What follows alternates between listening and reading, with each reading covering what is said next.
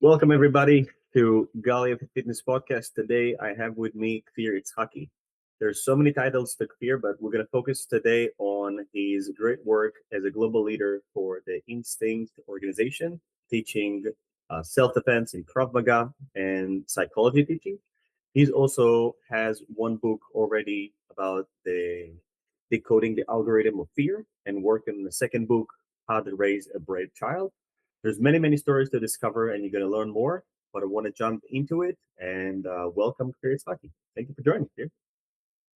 Good evening in Israel. Yeah, it's good evening in Israel, and I'm so glad that there's no, you didn't need to jump to anything, any emergency situations by, where you live, and everything is good. So hopefully, there's not going to be any emergency on this episode, and we can successfully start from start to finish in a good way. So I know that you've been, interviewed before publicly in person on other podcasts on different topics that you did like saving the girl from sexual assault in the middle of the night, or isolating and eliminating the terrorists in the city that we both raised in. And I want to take this conversation for us a little bit more to the beginning of Kfir Itzhaki. So I can tell the audience that our first interaction was in elementary school, in middle school, and this was at least my first getting to know you through our mutual friends. And since then I saw you again one more time in the military, when kind of like you came to train some of the troopers in my unit for Krav Maga, and then later on as civilians. So it's been quite some time, and it's really cool to see all the things that you did, the public speaking, teaching, the recent unique experience that I've seen on uh, educating and exposing the deaf people into what you do. So it's amazing to see that some people that have limitations, like not able to hear well, are able to still be exposed to what you do. And it's really rare. And I hope that more professionals of any industry will go and serve all these communities that might not have an easy access to you. So that's really cool. And let's start. Fear. I want to know where everything started. When I first met you in elementary school, I knew that you did some karate and martial arts, and I want to know how everything started. I began at the age of 5, Wow. and I actually haven't missed a class since. Well, what do you mean since? You're not training today in karate, right? I am training, but until my recruitment to the IDF, I didn't miss any class. Well, it's not because of me; it's Mhm. because of my dad. Because my dad wouldn't let me skip a class. Okay. Um, because he always said, he came up to me every year and he said, Kfir, I registered you again to the class of Mm. the martial arts, and you have to go. And then, and he was really serious about it, because if I would want to miss a class, he wouldn't let me, and I had to pretend as if I was sick to my mother.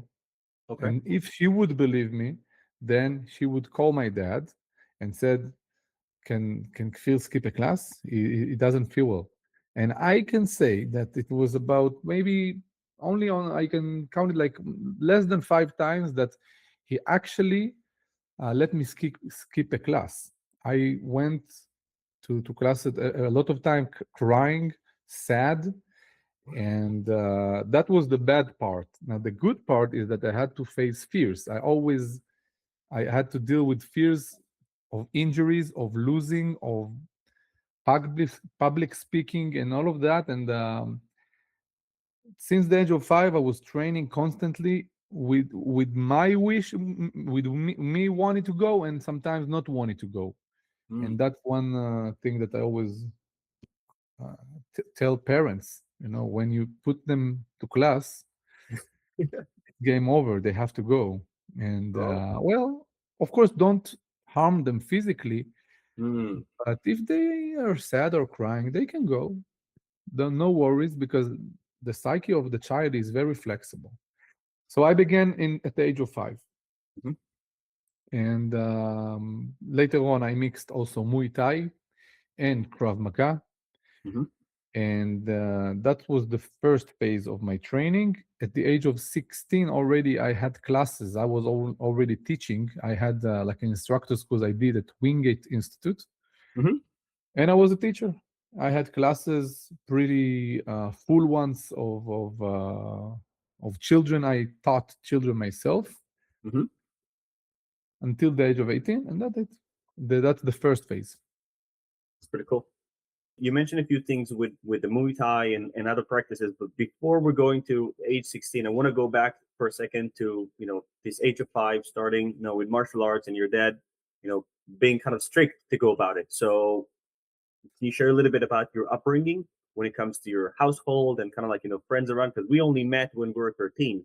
So I was curious more about your environment before. Like, was it like strict at home, strict in karate, and like also your teacher in school, or you found like a mix, your upbringing? I have 5 more siblings. We're 6 brothers and sisters. So I'm the youngest, Okay. and I had more brothers who trained. And Mhm. you're actually correct. I was raised in a pretty strict environment. My dad was very strict. He wasn't a martial artist himself, but he was smart enough to understand the wisdom and the importance of martial arts. Mhm. So he just was very, let's say, obsessive on that. And Okay. at the time, I didn't really. It was a very hard time to me. But as time went by, I understood how important and how contributive it was to my childhood and to my Mhm. life. And in that part, I was always in action, always in movement. I Mhm. was always sporty. I was very good in sports. I was Mhm. a very fast runner, and that has to do with a lot with the martial arts, because martial arts teaches you flexibility and Mhm. mobility and speed and strength and explosive strength and also Mhm. resilient strengths. Um, the core muscles are very active because Mhm. to stand a lot of hours and to raise your kicks and raise your hands a lot of for a long time. And so that was my environment. And then when I graduated to elementary school, that elementary, no, the Kita Zayin, We met in middle school, so in middle elementary school, school when I in Israel is like 6 graduated, to 12, and then. when I when I graduated elementary, and then I went to the middle school, and I was already um, competing. Mm. I was like 12, right? And I Yeah. was already competing throughout Israel. I was winning a lot of competitions. I also lost a lot, but Mhm. I was winning a lot. I became very good. One of the things that made me good comparing to my peers Mhm. was the fact that my dad always told me, if you lose, then if you win, then I'm gonna give you Coke. Okay. But Like if you like the lose, drink, like the yeah, the drink. drink. Okay, just making sure.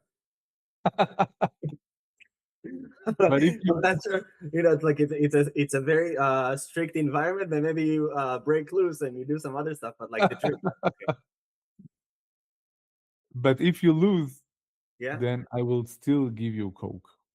Oh. Now it sounds a little childish, but Okay. Coke back at the time wasn't something common that you would find on our table. It was very, very rare to parties and to weddings and bar mitzvahs, and that was the story.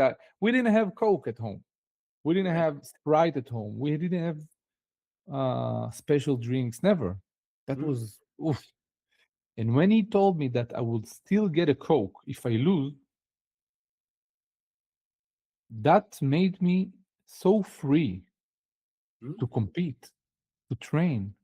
While our other students were very stressful, I don't know how to explain. I said, why are you so sad? Why are you so stressed about the competition? you're gonna get Coke. And they always the parents, I remember, they brought them bags of candies and drinks, and I said, "You're gonna get it." But for me, that was special. For them, not. So I was, you know what? Screw this competition. I don't mind. Okay, let's do the competition. And I actually had fun. I actually had fun in the competitions. I was because I knew that I'm gonna get my Coke. I still Nice. remember till this day. By the way, it's not Coca-Cola, What is that? RC Cola, Okay. So the like, cheap we're one. The cheap one, yeah, and yeah, the that blue one. you remember that? Yeah, yeah. But you I didn't care remember. because like almost in a way, he was like guaranteed that he will like, like support you in some way, with the Coke or whatever that might be. So like, if you win or lose, no matter what, you're still gonna be supported. Okay. I want to tell you that let's break the romance and say I'm sure my dad didn't plan that. He didn't really say, let's be a good parent and support and endorse my child by giving no, just my mom, she just put it in the bag Okay. because it was a special occasion. And my dad said, "No worries. If you, I'm gonna give you anyways." Because I asked him, "Can I have one? Can I have some?" He said, "No worry. You can have." And then it was like a ceremony for me after the competition to get the Coke. But he didn't really think about it too much. I'm just saying, it's Mm, this automated response of him yeah. because maybe he understood that I was in stress, and he said, "No, you can take. Don't worry." uh, that helped me a lot. It freed my mind. And it sounds childish, but I remind you that I was a child. Yeah, yeah, yeah, And exactly. with a child, you should treat like a child.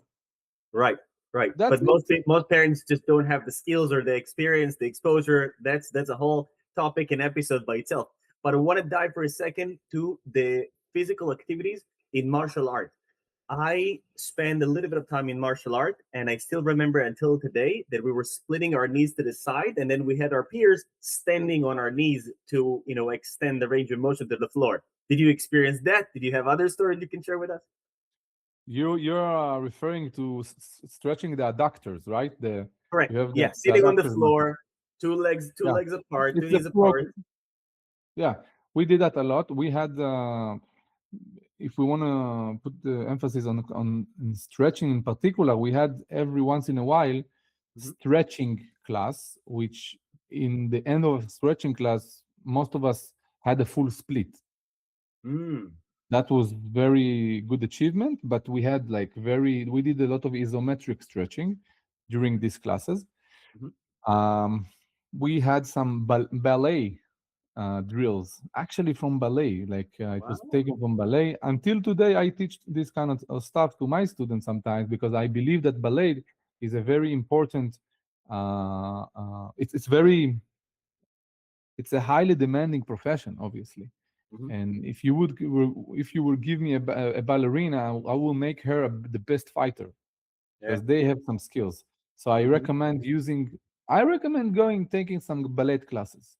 Okay. So Actually. what are the exercises that you use, for example, or you used in, as a kid or now as an adult?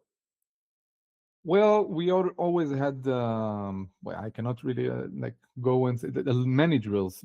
Sure. Mainly, we had a big focus on our lower body Okay. because we need to use our kicks, and in this kind of in karate in Muay Thai, all that kicks is a very important skill, and we put a lot of emphasis on that. So we had splits, we had we stretch a lot the quadriceps and the hamstrings. We would put one leg on the shoulder, and then you push, you press down to the ground for a Mhm. couple of seconds and release, and then stretch more. We would work in on the ground, split, and then you push. You sit in front of me, and you make a split on my. You put your feet on my knees, and we push each other with our belts. Nice. Um, we had a lot of variations of drills. We also invented drills. Okay. Yeah, So this is we just the flexibility part. You also mentioned that the core is really strong, and there's other things that you gain. yeah So besides like learning the kata and fighting against each other, there's a lot of preparation in before that. So were you doing like a what, like elbow planks or crunches, things like that to get stronger? It was always the Mm, planks, crunches, and the but the difference in martial arts is mm-hmm, that you have physical contact and a very violent one. It means that mm, you can. What is the? I think that the advantage of martial arts, referring fitness wise, yeah, mm-hmm, is that you work on muscles that you usually don't work. Why? Because when you train, usually you're calmed, you have your instructor in front of you. Okay, do that and do that, and it's good. yeah, But when you are fighting, when you are under real threat of survival, mm-hmm, then you re you discover a lot of muscles that you don't know. For example, mm, the our neck. You know how many, you know, you're an expert, yeah, how many muscles we have in our neck. So when you're doing jiu-jitsu style rollings on the ground mm-hmm, and you're doing it in a competitional way, how many muscles are working here, and you get out of the class like, oh, like with the thick neck. mm-hmm, And also the name of the muscle is transversus abdominis, mm, that the muscle that wouldn't let your organs spill out, right? uh-huh, And when you're doing, we did a lot of absorbing drills, means that one person is standing and the other is just hitting, and you learn how to absorb, wow, one person from that side, another from that side, and then you get a kick. mm-hmm, And that's not only to the abdomen, to like the external muscle, but the internal one, the transversus, mm-hmm, working so hard, mm, and, and all your ligaments, everything is working differently in martial arts. right. And then so you had the martial arts, you trained in different ways. You said that you were already competing at the age of 12. Can you tell me a little bit about the progression when it comes to achieving your belts? I can only assume that you are already, black belt and a few levels above. But can you take me to like what level were you at the age of 12? I think I was maybe blue belt. Mm-hmm. That's Very nice. that's that's about what I remember. And I when did had you my get your black black one? belt, my first dan at the age of 16. Nice. After well, 9 years? 11 years of training already. 11 years. Okay. So from 5 until 16, 11 years. Yeah. Wow. So I had my black belt, and the first, and then I 2 years later, on before my recruitment, I had my second one. But I also did more stuff like Krav Maga and Muay Thai. I'm Okay. always involved in. I had So the when karate. so when so when the layers of Muay Thai and Krav Maga came on top, so you had the like, karate right all over here, and then at some point there's more layers that Yeah, came when on I top. was in like, yeah, around my black belt, Mm, I, not even before, I began involving okay, more martial arts, okay. because I understood that doing karate only is gonna limit me. So I Mm, went and did a lot of other stuff. okay. So the Muay Thai came in and all of that, and then that was until the age of 18 before the military. Yes. When were you introduced to Krav Maga for the first time? Around, I think, well, no, in karate, we had 1 day per week.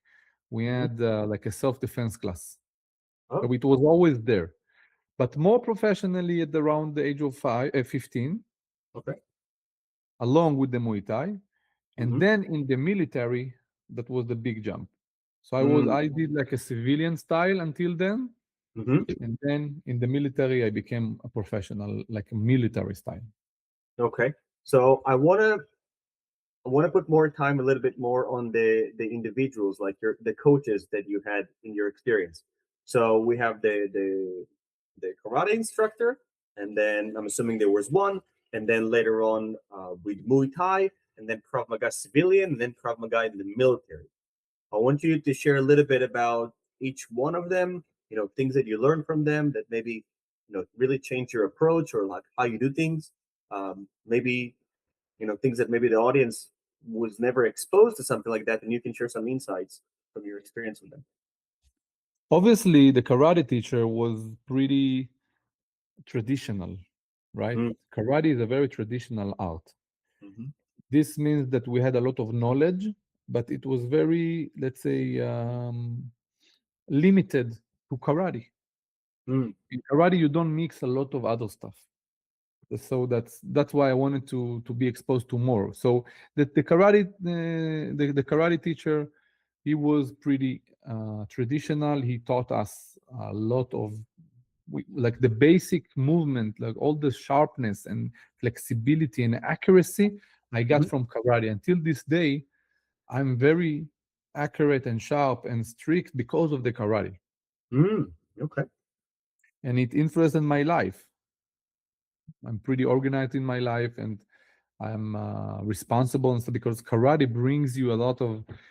If we want to talk psychology, in a way, it makes you Yeah. obsessive.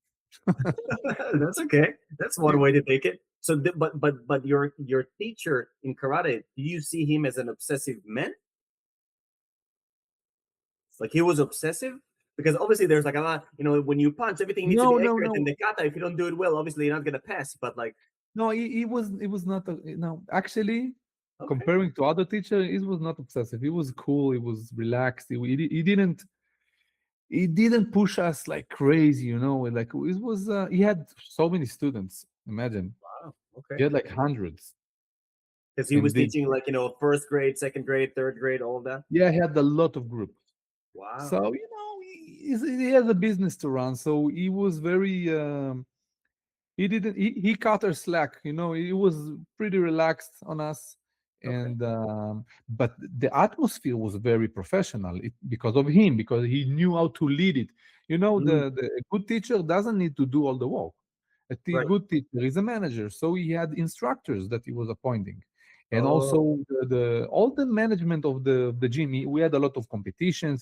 He had a lot of contacts, so Mm, we had a competition in Israel, and I also flew to outside. I was in Sweden, I was in Turkey, I was competing outside of nice. Israel because of he was a very good manager. But he was not obsessive during the classes. He gave us our freedom, Hmm. but at the same time, we were. He was a good teacher, and eh, we became obsessive. Because karate is obsessive thing. It's very. You cannot put. Look, the difference between this and this maybe is a failure in competition. If Correct. you do this kata, this movement, shoto, and this, on the one hand, it's good. On the other hand, I have my children. Hmm. I don't let them um, become obsessive over non-important stuff. Now it's important, but I want to see that it doesn't influence your life in a bad way, because then you Mm, can develop OCD, and you see a lot of martial artists mm, develop OCD. They, okay. because they are, no, you have to do that. The way to break it, I think, is to try other martial arts. Open your Mm, mind, expand your horizons, hmm. and that's how I was, let's say, overcoming obsessions that I had, because I knew that, well, you can do that. You have other martial arts you can do. Well, that's the karate teacher, and then you have the I would say the rest of them, Krav Maga and Muay Thai, Hmm. and also Jiu Jitsu. They were more less traditional, more connected to the, let's say, to the new technology, which was back at the time it was MMA. Today is the sorry, Muay Thai. Today is the MMA. Hmm. That's more. But back at the time, we didn't have MMA. It was either Jiu-Jitsu or Muay Thai. It was Right. separated. And I remember that that was more, let's say, new style of training. I met a lot of new methodologies of training. I Nice. met new um, thesis to movement and to fighting. So Everything in Israel at this point. yeah. Okay. Well, I also, as I said, I when I compete in outside of Israel, I met other. people who train not only karate. So that Mm, was opening my eyes, and nice. I saw that they were doing other stuff. Actually, in the karate gym, we did, as I said, also self defense, also jiu-jitsu. So we Mm, also were open-minded, but I wanted more than that. Then I mixed other martial arts. okay. And then there's Krav Maga coming into your life, and then you're going to the military. Yeah, I had a dilemma because I was very good in the martial arts, and I was thinking of taking it as a career, Hmm. or you're going to be military combat. Combative services means that you put yourself under risks, and you put aside all your achievements and all everything you did so far. Forget about martial arts. I was Okay. teaching. I was making money. I was young and I was already making money. No way. Yeah, Okay. I was 16, 17, 18. I had groups. Now go to the army and forget about it. Here's a number. Here's your like badge of number, and now you can join the rest of the guys. Yeah, yeah. And you don't have a real salary, Back at the time, what we didn't make any money, like 700 Correct. just for Yeah. the but I'm coming, and I believe you also, we came from patriotic houses Hmm. of going to the military and serving the best service. And I eventually decided that I'm going to go for it. Okay. And did you know already to what unit you're going to go in the military? Like people interviewed you. You were like, I'm going to go to the best. If I did the best in karate, I'm going to be the best in the military. You know, Zohar, our mutual friend, Yeah. we had a mutual dream. He Interesting. wanted to be a pilot, Right. and I wanted to go to Sayeret Matkal. Okay. And then, because I had glasses, I've Right. been told that I cannot go there. And Oh. then he wanted to go to the pilot. I wanted to go there. And then I said, you know what? Not Sayeret Matkal, Duvdevan. I got to the Okay. idea of Duvdevan, and then I understood that Duvdevan was much better than Matkal for me. Yeah. Why? Because of the contact, because of the physical contact, Krav Maga. So my advantage was my background in martial arts. So Hmm. I said, okay, that's the unit for me. Okay. And So then the, what like how was the process? Like they did you contact them before? Did you went to the what's the word for that? To the training days that they have to kind of like in the to the well, recruiting they day? send you this. They send you some kind of of a file. You should Hmm. fill the file, and if you're lucky enough, they will give you the basic if you want to go and try the test, you're lucky enough to get the test, and Mm. you're also meet the criterias, the Hmm. physical and mental criterias. Yep. So I met them, and then I had the first exam before the army of to go to Duvdevan. Yeah. Then I passed it, Nice. and then the second one after the recruitment. Well, it's a mayhem. It's just crazy, um, so like so hard. Like a couple of days of they tear you apart, and I trained for these moments a lot, a lot. I was Hmm. months upon months. I was training and doing my best to come the best shape I can, Hmm. because only like, the I don't want to say the best, but very very quality people get there, and it's very hard to be there. And that's your group, and then you're gonna go with this group for the next 3 years. Correct. Nice. And then we're gonna have so many more topics to talk, but I really want to dive into um the time before finishing the military. So let's talk about starting martial art, and the end is, let's say, the end of the service in the military. I want to pause for a second and ask you, because you've probably seen many martial artists, students of yourself or others before even starting instinct, and you were exposed globally, not just like in Israel. So I wanted to ask you, when it comes to physical preparation and injuries, maybe you can give some insights on like this is some of the best ways that we prepared ourselves across multiple disciplines, and this is some of the things that we got hurt a lot, and maybe that was unnecessary, or like maybe it's necessary, maybe flexibility. I don't know. People sometimes cry, or like they shout, whatever. So if you can share a little bit about physical preparation insights and injury insights, that'll be amazing. A big emphasis on the training in our unit Mm-hmm. is sprints, to be very fast. A lot of Krav Maga, Mm-hmm. and if like military style, it's different than civilian. I would say that I didn't really know my limitations until the army. I had Mm-hmm. a very good preparation before the army, Yeah. but I didn't really know my limits. Only in the army, I found out my body, my limitations of the body. Mm-hmm.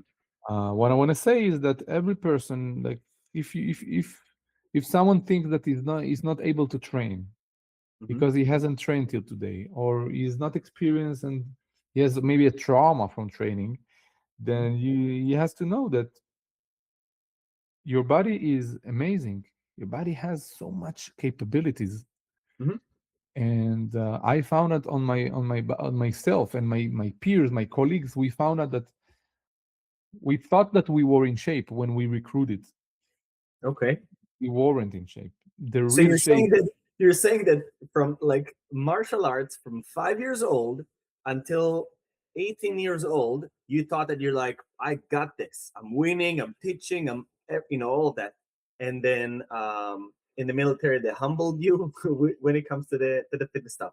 So completely, that's completely. totally fine. So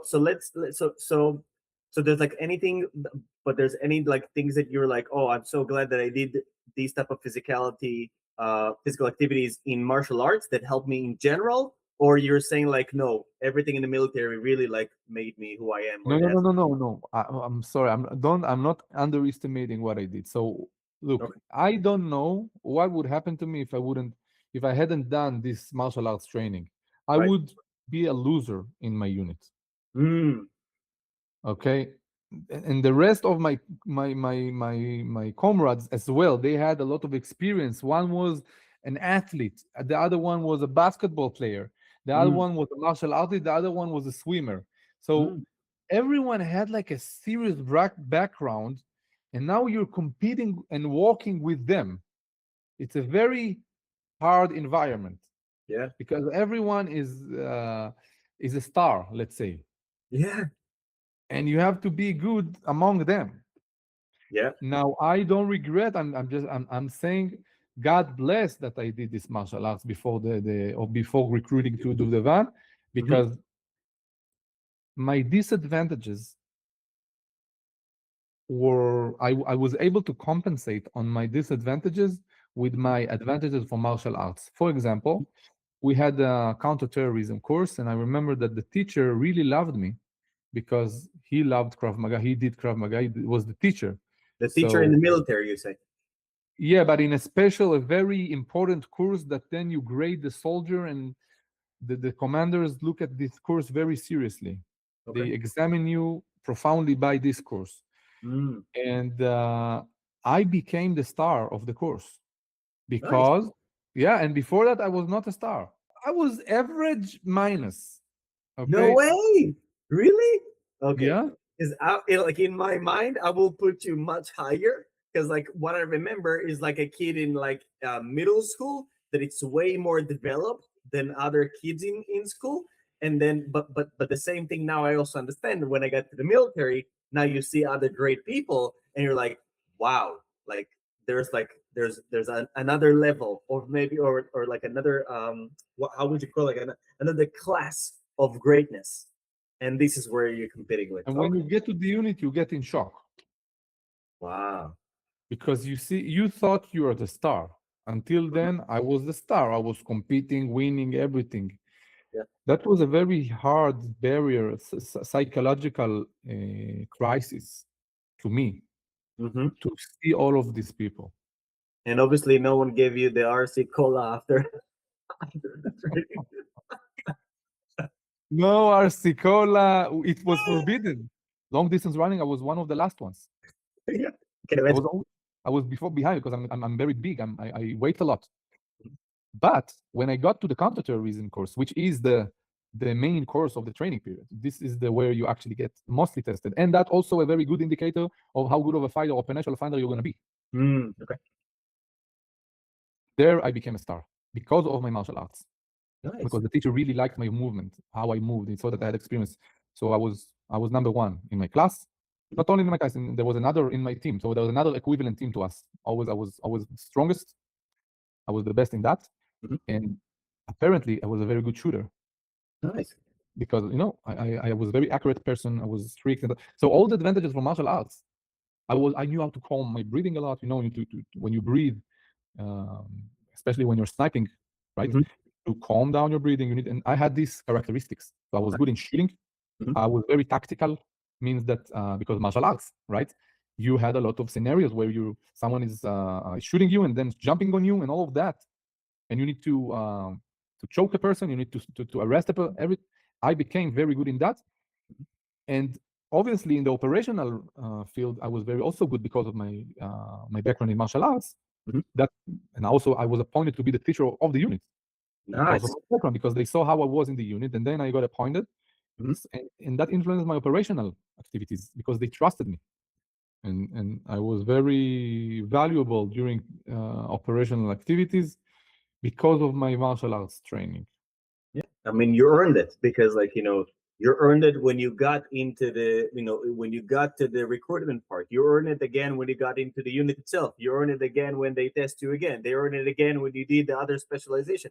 Like, you earned the trust. It's not like they're like, oh, yeah, they just liked me or something like that. No, I performed and showed, across multiple, tests that I did well. And, of course, like, it's something that many people don't have, I think, in general as civilians, is that in the military you have other people grading you, how well would you do in a specific role, but how they see you. But in civilian, you don't ask, like, let's ask all the neighbors, what do you think about Bob? How do you think he's going to be, as a parent? Like, no one cares. Like, and there's nothing like that.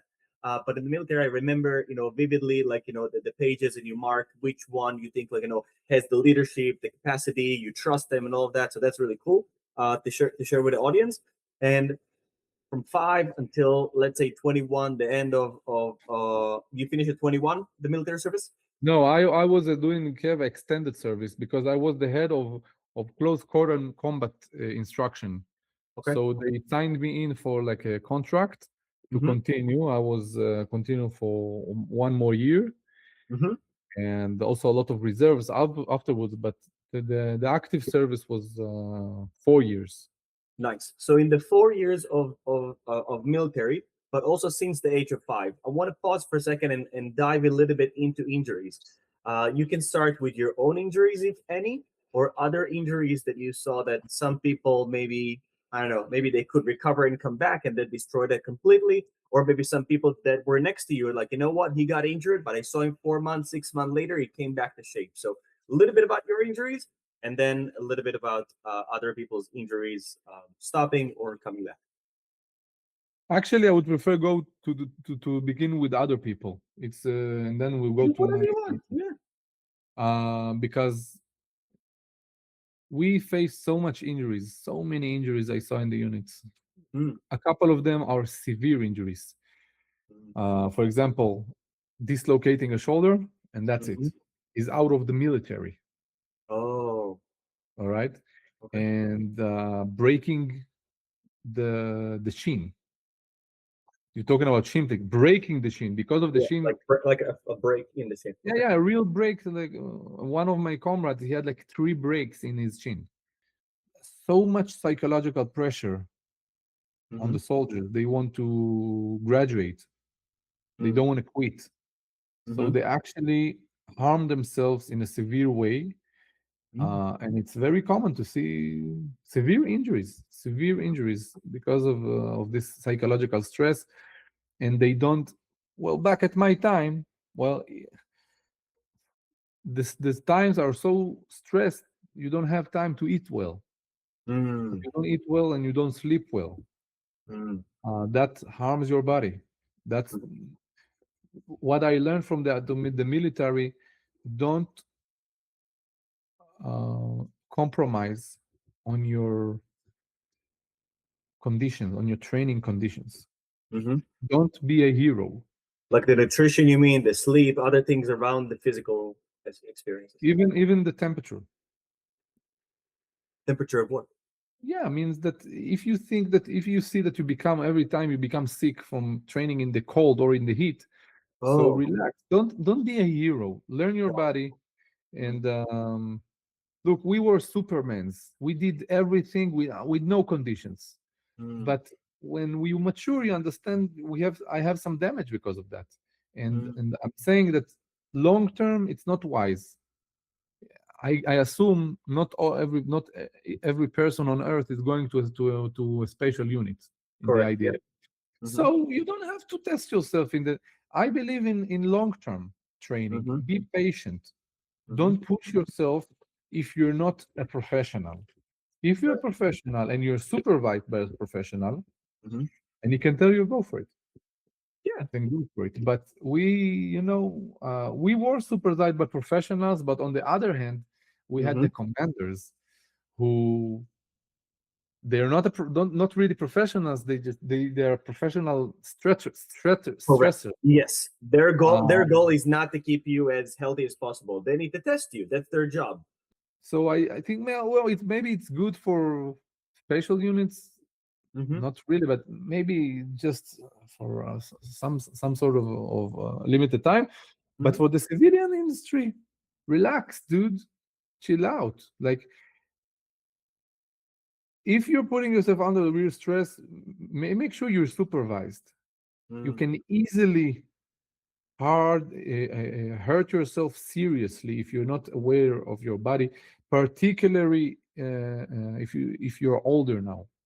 If Oh you're yeah. young, you think you're a Superman. When you're older, take a professional, consult. Hmm. I today, when I Hmm. train, I ask a lot of questions, a lot of trainers, because the training is always evolving. It's amazing to see that.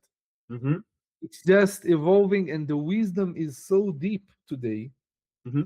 that I'm saying, wow, God bless, we have teachers today. So I'm, let's say, I'm proficient in fitness, but I always ask questions and stuff.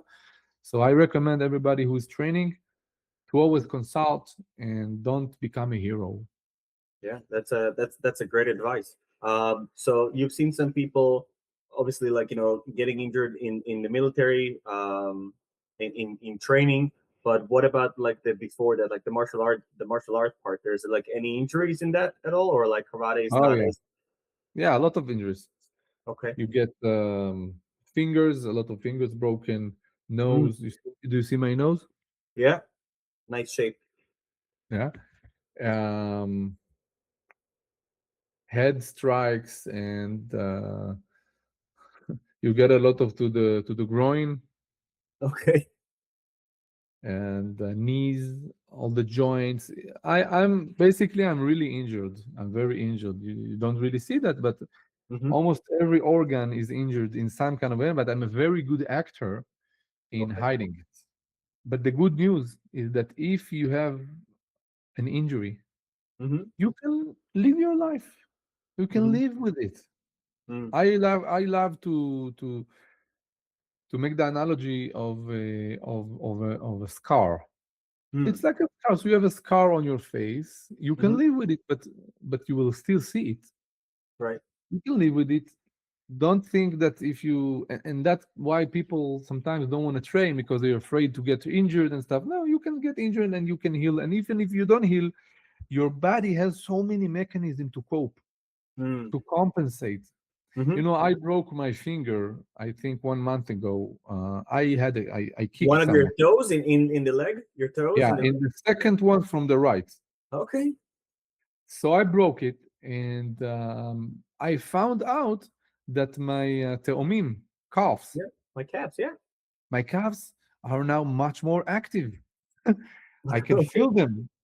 Who No could way. imagine how? Because the relationship between this finger to the calf apparently is very important. So Yeah. the compensation comes from the calves. I mean that the body knows what it's doing. It has so many compensation mechanisms. Now, back to to our topic, injury that I had, I lost my memory in the army. I Mm. had a memory loss. At what phase of the The after training joining the period. unit or? In the training period in the unit, I had a memory loss during a Krav Maga session, Mm. and that was one of the hardest experience, expe- fearful, terrifying experience I had in my life. Okay, so it was not as simple as like being knocked out and waking up and that's it. No, no, I didn't remember anything that I did. I mean, I said every sentence a couple of times. Mm. I remember one time that I was in the hospital, and I was two turns away from my bed, from the bathroom to my bed, and I Hmm. just didn't remember the way. So I stood in the middle of the hallway like this, Wow. completely in shock, don't remember the way. My dad at home, my dad told me that, asked me if I wanted this croissant. I Hmm. tell him no, and then I said, 2 minutes later, I said, Dad, can I have that croissant? And the Mm. look in his eyes that he gave me, this gaze, that was so frightening, because Wow. the environment sends you their mercy. They feel mercy. Uh, Wow. How long was the whole thing, like from the moment you had the loss of memory until you came back? it was like 2 days, Hmm. and that thanks to the amazing healing mechanism in our brain. There's a branch in science called neuroplasticity, Hmm. which is in charge of adapting to new environments, right? Hmm. Your brain adapts. This means that it actually creates new neurological pathways. Hmm. It's amazing. Hmm. So the same way that strike or a kicked uh, did this damage and eliminated this damage, these pathways, Hmm. your brain can actually create new ones. Hmm. That's amazing, right? And that's good news. And And then did you had some like recovery time after that, like a couple of weeks or a couple of months with like well, specialists helping you to recover? no, my case was different. I said myself, if you're gonna heal partially, you're Hmm. not gonna report that to your commander. You're gonna No, he knew what happened to me, Hmm. but I said, I told myself that if I'm gonna feel a little improvement, then I'm gonna call him and tell him, look, everything is perfect. I'm coming back. Wow. But I had a good reason to come back. I Mm. told myself, no matter what, I'm gonna graduate. I'm gonna finish this. I was maybe 2 months before concluding my training. Can you Oh, imagine in one the year first and 3 months 4 or already? 8 months, 4 or 8 months. I Sorry, think it was like the four months or 8 months or like 6 months in the unit. I was already 1 year and almost like 4 months, something like Okay. that. So the end of the whole process. Yeah, of the Okay, now I training. get it. Then you become an operator. And I was about to graduate, and then they're gonna reject me for that. Wow. I said, even if I have brain damage, I'm gonna finish. Okay. Um, I don't. Okay. I don't say. Look, I'm not saying that everyone should work like this, but you Correct. can take something from it. You can understand that if you don't have a plan B, Hmm. sometimes it's good. Right. Sometimes special occasions. If you, for example, you had a car accident Hmm. and you are injured, and you don't have another option but to heal. Hmm. When you understand that you have no other option but to heal, otherwise it's a very bad scenario, Hmm. then it helps your brain to heal, your body to heal. You have one option to heal. Hmm. So the That's a good doctors, takeaway. That's a good takeaway. Mhm. So the Not doctors many people. really weren't that optimistic about my scenario, my situation. Mm. They told me that it's most probably that I could not go back to training because it's gonna take months. Okay. But I said no way, no way. And God bless, I was able to do it. And but beyond the extreme fear I felt, Mm-hmm. I experienced one of the biggest mental distress I had in my life. You Mm-hmm. know, because usually when you have like an unpleasant event, you remember you have like a plan, what to do, how to act, right? You have like a formula of action. But now I had no action, no formula, no plan. The only trait that you believe when you lose your memory, Mm-hmm. the only trait that you have is complete incompetence. This is Mm. the only thing that I remember. Incompetence. There's nothing I can do. This is my a very strong memory I have from that moment. Because you don't remember anything. The Wow. only thing I remember is just I'm nothing. That's you become transparent even in your own eyes. Like you don't have any grip in your identity, like floating in the air. That's Wow. very very scary. That's actually a very it's like symptoms that resemble like anxiety attack. Mm. But what I had was a good reason. Mm. A good reason to come back. So that kind of like, got you Yeah, back into, yeah. I recommend everyone who is training to something have a very good reason, because reason is a very strong motivator. It's pretty known, but Mhm. it's actually existential. Actually, it goes Mm. to your survival needs. If you have a good reason, it doesn't matter what's your reason. By the way, it Mm. could be childish. Coke, remember Coke? Right. But now I had a better reason to go back to the unit, and And it's strong. Yeah, I can imagine. Like, because I can relate only a little bit. My process was much shorter than yours, but I can only imagine, fighting to get into the unit, fighting against to be, one of the best to continue, and then doing that for like a year and 4 months. It's a long time to get something like that, because it's not just like when people go to school and they just like, you're like sitting with the notebook and going for tests.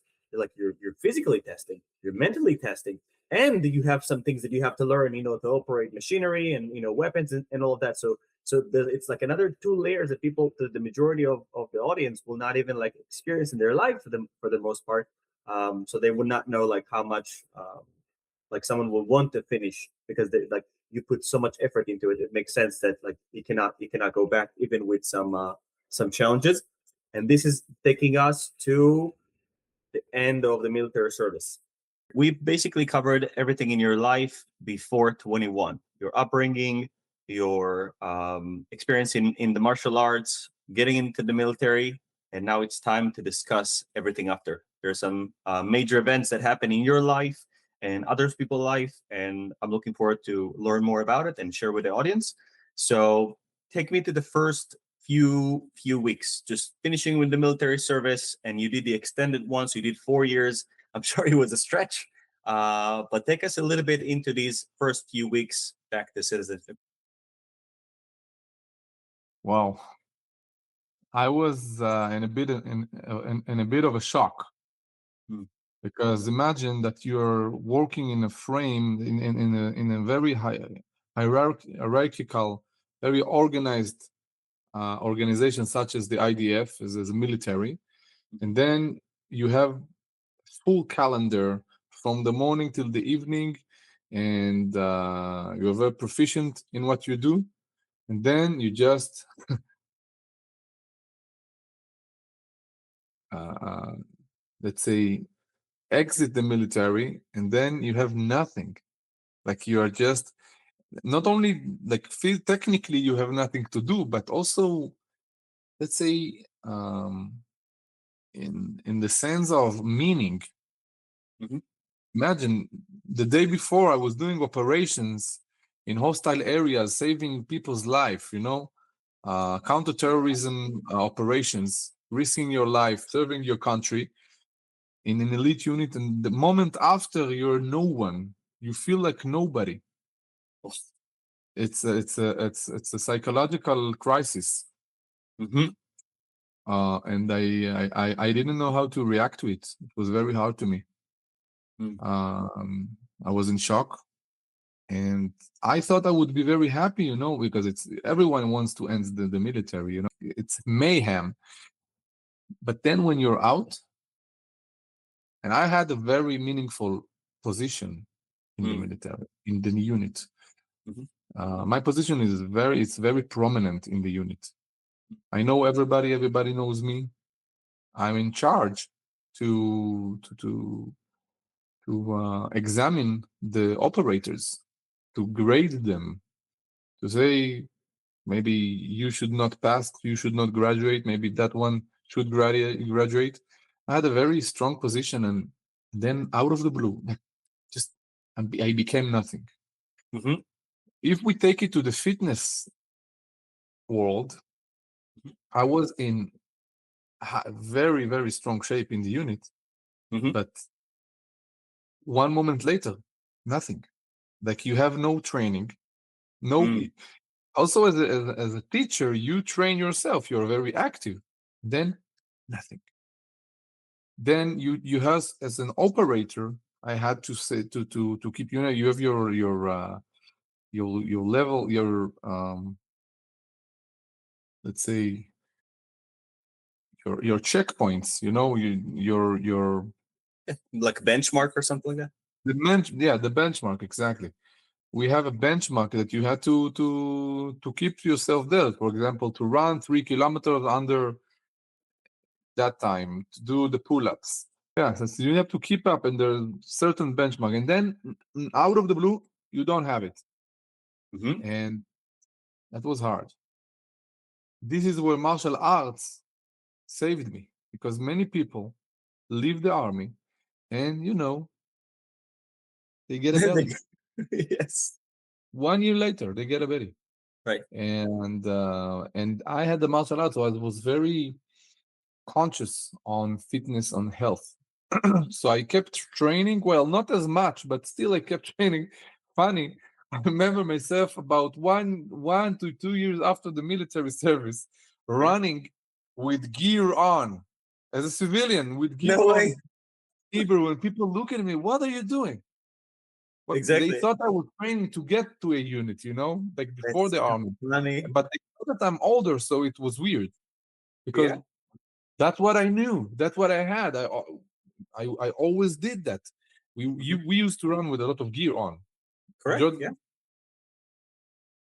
and the drills and the exercise that I used to do after the meet was military style. Mm. And but still, martial arts gave me this. That I was very conscious on health and fitness before the army, and Mhm. still after the military even more than that. But still, it was very hard because in the military you have to do it, Mm. and you don't have to do it, and it's so hard.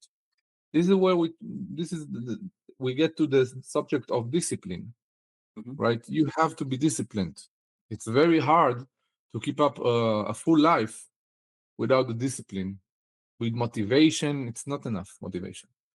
Mhm. Discipline, it's strong, but I think that stronger the discipline than discipline is habits. Mm. Habit is it is stronger than that. You have to have habits. Mm.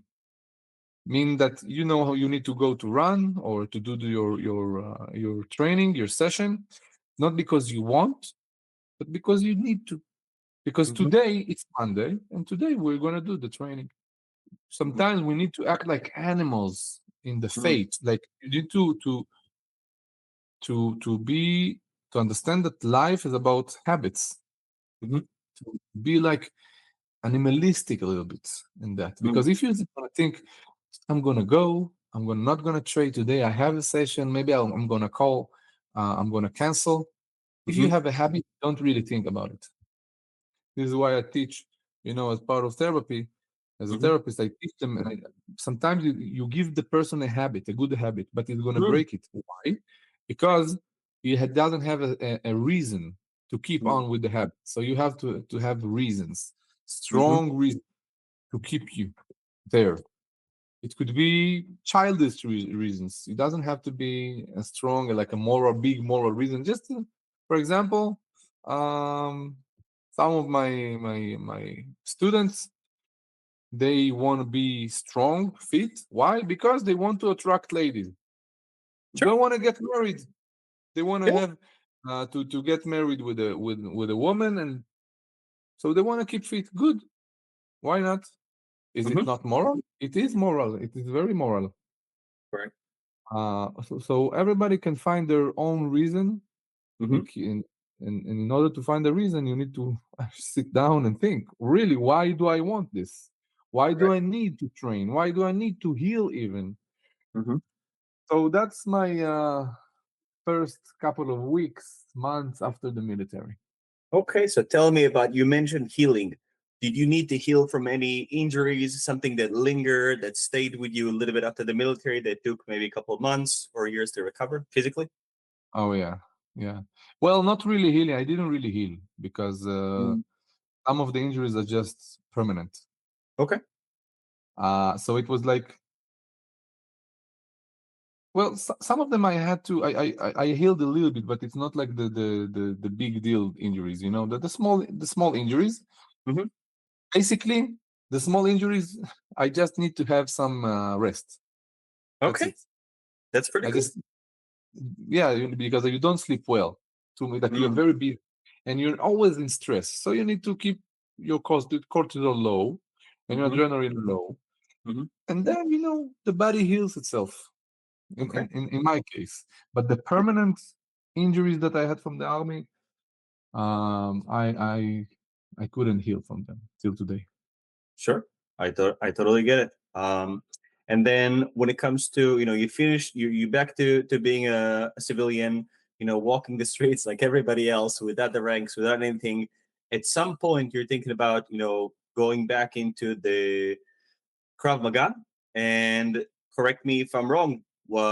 First of all, you created Instinct, the organization, or it started as something smaller that eventually became Instinct? Actually, the seed of instinct was already I already planted it in the army. I Oh. I wanted to do what I did in the army with Mm-hmm. civilians, not Okay. only with elite operators, but with the civilians. Mm-hmm. I found it more interesting, more challenging, and I wanted to open an organization. My vision was to launch an organization with branches worldwide and to give teachings of combat training Mm-hmm. and to combine it with psychology because I was already very involved with psychology back at the time. Okay. So long story short, I began Instinct. Well, I did all the required logistics of founding an organization, Mm-hmm. but I was very scared because I was young. I didn't have much experience in business, and I didn't know it's about business. I thought it's about teaching. I was very innocent. Okay. Uh, well, I jumped into the water, Mm-hmm. and you know what I'm saying. I was very fearful in that moment, Mm. but I understood. I realized that fear is a strong indication that you are headed towards a breakthrough. Mm. If you don't have fear, it means that you're doing everything the same. It's Mm-hmm. nothing special. If you feel fear sometimes, then I found it to be an indicator that Mm. you are about to do something big. It's like in investing. If you're investing in, let's say, um, a risky stock, Mm-hmm. it's a high stake, high risk, but high revenue, also high income, possibly. Mm-hmm. But if you're investing in something very, solidic, like not too much, not a big risk, Yeah, like then S&P 500, for example. Yeah. yeah, don't expect to get rich in one Right. month. All Yes. right, but you can sleep well at night. That's right.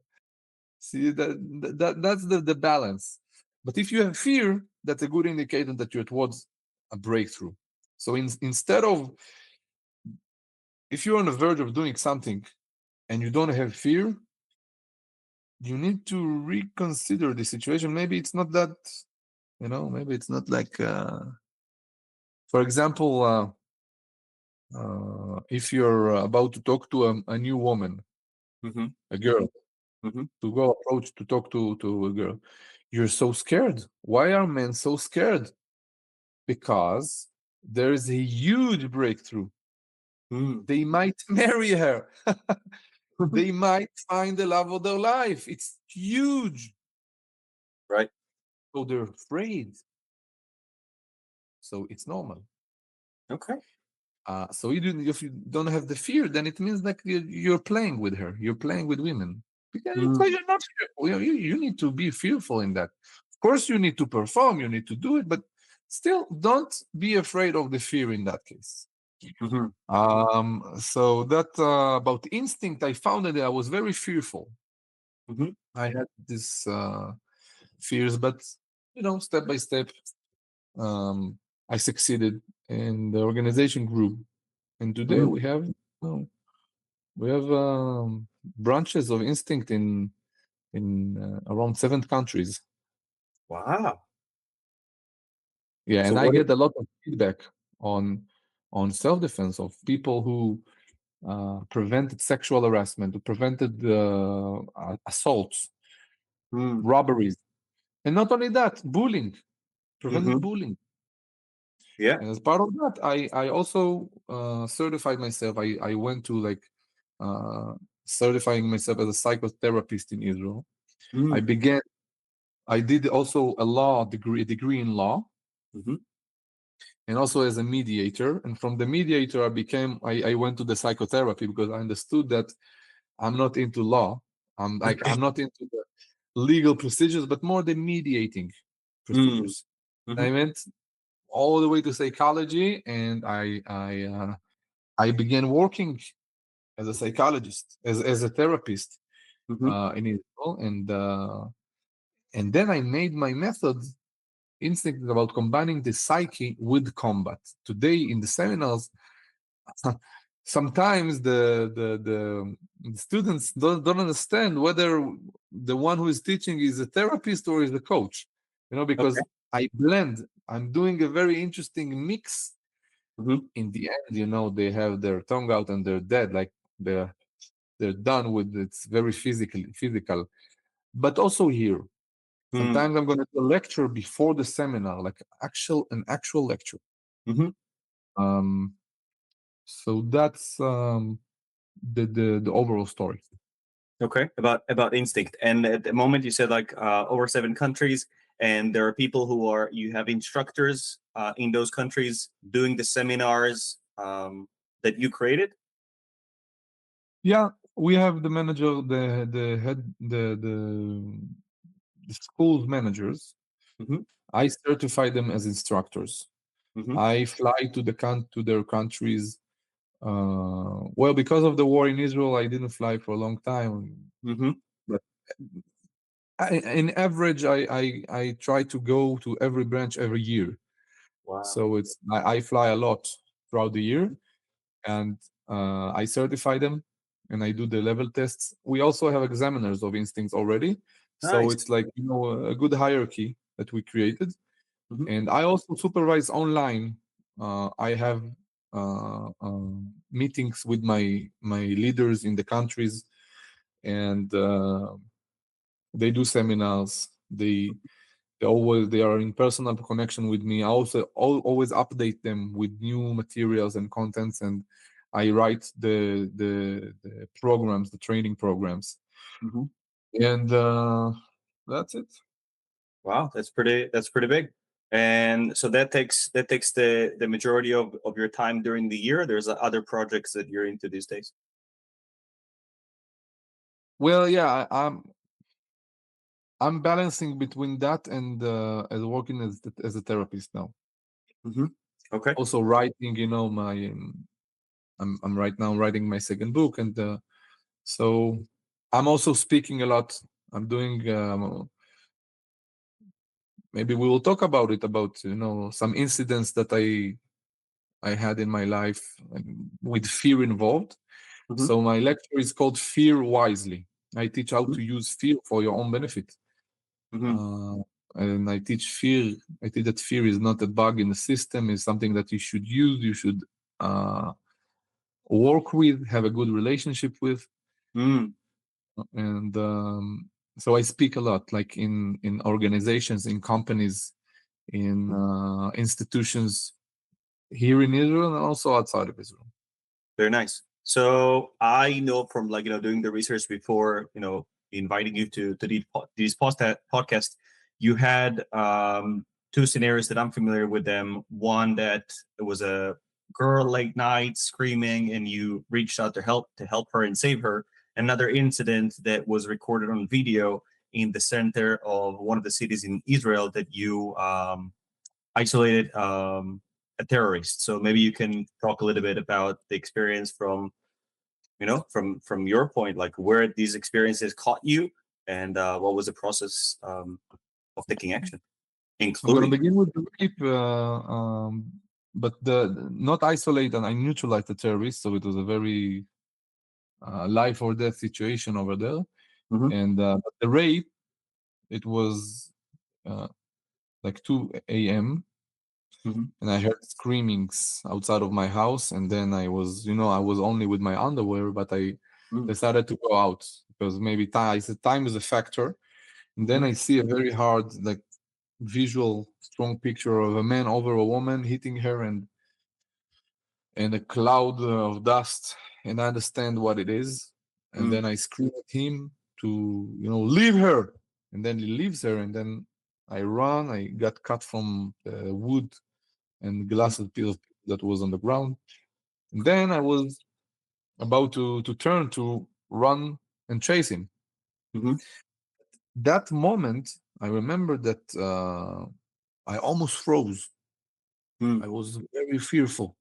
I said maybe he has a knife, maybe it's fearful. But I remember that I was so angry. I Hmm. was so pissed because of what I saw that I decided to give chase, and that's the key point that I believe it's important. You need to, like, fear is a functional energy. Hmm. It could block you, right? Make you fly or make you fight. Hmm. If you have anger or other emotion involved, Hmm. then fear as a functional energy can become a driving force. Hmm. Because I said, well, I almost froze, but what kept me going? Anger. I was so pissed. Okay. I couldn't leave him. I couldn't let him go. So I was angry. And that's where I found that fear is a functional energy. Hmm. And because of the anger with the fear became boom, like a propeller, like a turbo engine to me. And really, during a hard, stressful situation, your pupils dilate, blood is sent to your hands, to your legs, your teeth are out, and your your brain collects information better from the out environment. You Hmm. become sharper, you become more aggressive, more accurate, more flexible. This is fear. Hmm. So I run like 100 of meters, and then I catch him. Hmm. We had a small fight uh, because he wanted to escape. I wanted to neutralize him, Hmm. and I was able to lock a certain arm bar with a Hmm. choke on him. Hmm. Then I took him back. I searched him. He had a knife. Wow. In Israel, in the Bible, in Job, book of Job, Iyov, there's Hmm. the phrase "Ki pachad pachadti vayetayeni v'asher yagorti bali." Hmm. It means that the fear that I was fearful from, Hmm. that what got me. Hmm. Remember, I was fearful of the knife, and he had a knife. But God bless, he couldn't. He was already neutralized. Good. Well, God bless, the girl wasn't raped. Oh. She contacts me a couple of days later, and she tells me, thank you, and I appreciate what you did. Mm-hmm. And but she said um, that she was very disappointed over herself. Mm. And I told her why, because I didn't resist. And I told her, what do you mean? I heard you screaming. Because of your screaming, I got out. She says, Mm-hmm. yeah, I didn't. I screamed, but physically I didn't resist. She probably froze. Yeah. So she froze. And that incident made me want to investigate the mechanism of freezing. Mm. What is this thing? Weird thing freezing. So we already know the three FFF: flight, freeze, fight, Mm-hmm. reactions to fear. By the way, I think that there are actually two more reactions that in between, but never mind now. Okay. Yeah. Uh, the fight, I understand. If someone, if you have a stressful situation, fight. Okay, fight it. Mm-hmm. If you have also the other F, the flight, I understand. You should fly away. I don't want to be involved. I'm flying away. Mm-hmm. But the freezing, I don't understand. I didn't understand that. What is this? Why are you freezing? So either fight or Mm-hmm. flight. Mm-hmm. So if you're gonna ask the evolutional psychologist, they were gonna say, well, it's an ancient uh, Mechanism. souvenir or mechanism that from the age when we were chameleons or something like that.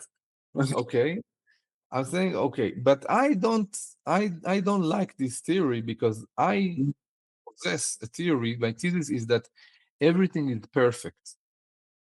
Mm. That we are perfect. Our body is perfect. If you work normally with if you work normally with it, if you know how to handle it, Mm-hmm. you should be okay. Mm-hmm. And also with the psyche. Mm. You, as an expert in fitness, you know that. You know how to train, you know how to teach people to train. If you're going to do that, you're going to injure yourself, right? Mm-hmm. So I'm saying it's a harmony. Why do you think about maybe I'm a chameleon and I have like some frozen memory, some mechanism, or that's I don't believe in that. I Mm. believe that the freezing mechanism is good for us. It is important for us. So they also say, by the way, that some animals in the wild, when, Mm-hmm. for example, a grizzly bear is about to attack its prey, Mm-hmm. then the prey would lean back Pretend and dead. Yeah. head. Okay, Oh good. yeah. I understand that. I understand.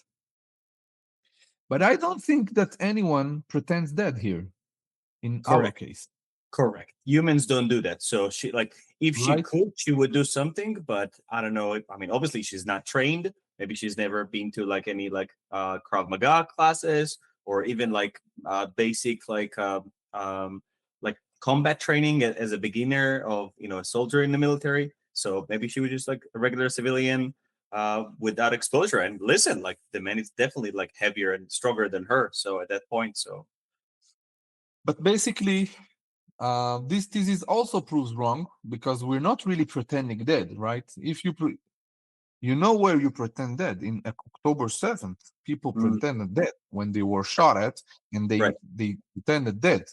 right. But in this case, you don't really pretend; you just freeze. Mm-hmm. The reason for that, what I came to the realization Mm-hmm. that the subconscious tries to get you away the farthest as it can from death. So, Oh, what is the action that will take me away from death? yeah. Not Let's resisting, and then let's examine it. If I'm gonna fight, what could happen? I could lose. He would die. He would kill me. mm-hmm. If I would escape, he might catch me and kill me. And Mhm. if I will freeze, cooperate, it will Mhm. be over in a minute. Mhm. If you will cooperate, it will be over in a minute. That's what the subconscious says. If you're going to fight, you're going to die. You're going to flight, you're going to die. But here, you're going to live. The Mm. subconscious doesn't care about your psyche. The subconscious only wants to keep you alive, the flesh and bone to keep you alive. Mhm. By the way, I think it's smart Right. because you're in a horrible situation. Of course you're gonna be damaged. So you better be damaged in your psyche instead of dying, right? Right. So for example, so freezing is very important in our life. Basically, we always freeze. You Mm. know, there's this these days we always hear this sentence: "Don't freeze, act. Don't procrastinate." Mhm. Do not procrastinate. How to avoid procrastination? How Yeah. to act? You know what I teach? Procrastinate. Don't Right. act. Freeze. Freeze. Freeze. Freeze. It's highly important skill. Okay. To You stay have to alive. freeze. To stay Huh? alive. To stay alive. No, no, no, not to stay alive. Why? Because so many mistakes are being prevented because of freezing. For example, if you are Mm. about to invest in something Mhm. and you freeze one day before, and then 1 year later you find out that the investment company was a fraud, Mm. and God bless you froze. You're Mhm. about to get married and you freeze because for a couple of reasons. Then you find out something about the woman that, wow, that's a deal breaker. Mm. And it's good that you froze. Mhm. It's okay to freeze. We don't want to also to always act. You're Mhm. about to launch a new project. Freeze. Why not? Freeze a little bit. I'm Mhm. not saying freeze, that's it. Don't do Right. anything. I'm just Yeah. saying listen to your intuition. Mhm. God didn't do a mistake with your creation. You Mhm. have to listen to the freezing mechanism at Mm. least as you listen to the fighting mechanism and the flying mechanism. Mm.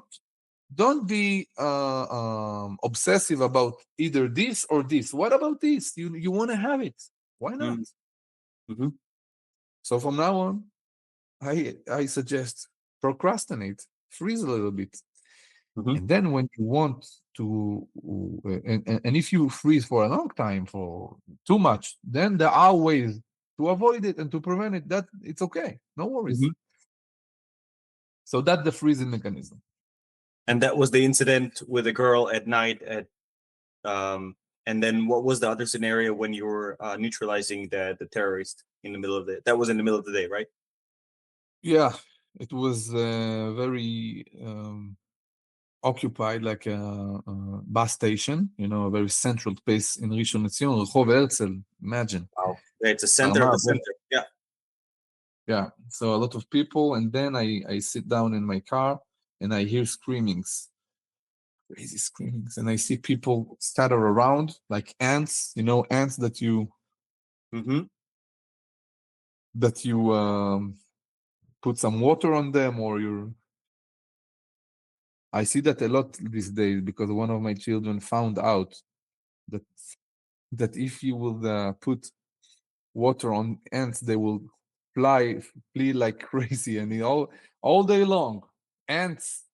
I wanted, you know, is taking them, and they fly away, and then is yeah, look how he think it's very scary. Scary. He think that he's strong Yeah. because of that. Of course. It's a So very powerful move. You do just something small and everything runs away from you. So that's pretty cool. yeah, so I see them fly away, and then I see a person with a black coat. It was very hot this day, but he was with a black coat, already a very suspicious sign, right? Mm-hmm. And I saw that he's running like crazy, big steps, and stabbing an older lady in her back, and she immediately fell to the ground. I knew that it was a terror attack. By the way, that period of time, retroactively, Mm-hmm. they would call it the knife intifada, Mm. means the knife war, the knife resistance, whatever.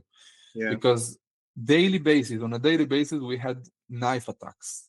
This is why I remember I saw the video. I saw the pictures and the images from above this station, and I remember that I was like, "Wow, that's crazy." And I was like, "I know Kfir." So as soon as I read like more, and I think that I heard something from Zohar, our friend, or from Idan, one of them, then I was just glad that everything like ended pretty quick. But I don't know too much of details of what like was one lady injured or was more people injured. So he stabbed another person on the bus, severely stabbed, and Hmm. then the other lady. And Mhm. then I understood that it's a third attack, and I jumped over her. I leaped over her, and because in combat the first thing is to neutralize the object, the threat, Mhm. and then go back to the wounded. So I ran and I ran and I ran, and I screamed at him. He was about to stab more people. By the way, there's a video of that, so our audience could actually look it up on YouTube. Yeah, You I'll can just attach it. write "Fear Itzhaki," terror Mhm. attack. They're gonna Mhm. find it for sure. Okay. And I ran, I screamed at him so he could turn around instead of stabbing other people. So he turned around, and I think we're gonna stop the story here. No, maybe our audience is bored now. Okay. No, I think they want to know how it ended. Like, you neutralized the guys with some bruises, or it was No, no, no, a I, quiet one. don't worry. I'm gonna say what happened. But Yeah. actually, what's more important, I think, for us is to understand what made me run after the terrorist. Like it was, Mm. I knew that I'm gonna get injured. Mm. I knew that I'm gonna get stabbed because with knife, it's either getting stabbed or dying. Mm. It's one of the two. It's very hard to walk it against the knife. 2 weeks before, I did a seminar in Tel Aviv and telling them you don't know where it's gonna get you and how it's gonna get you.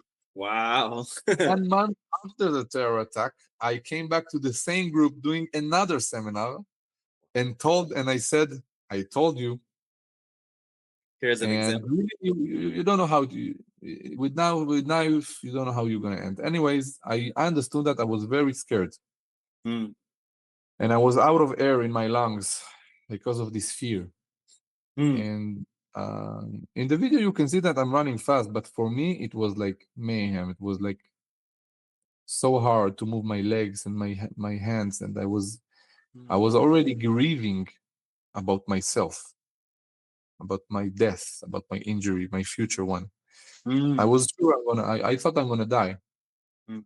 But and I said, okay, so my subconscious chart, you remember the freezing mechanism? Mhm. It's tried to stop me and make me fly, but Mm. at least freezing me, not to keep going with that. Mhm. Because I was not involved in the first case. It wasn't against me.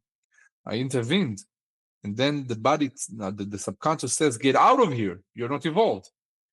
But on the right hand, on the right side, I remember that was a sentence, that a phrase from the Bible that told me, do not stand idly by the blood of your neighbor. Mm.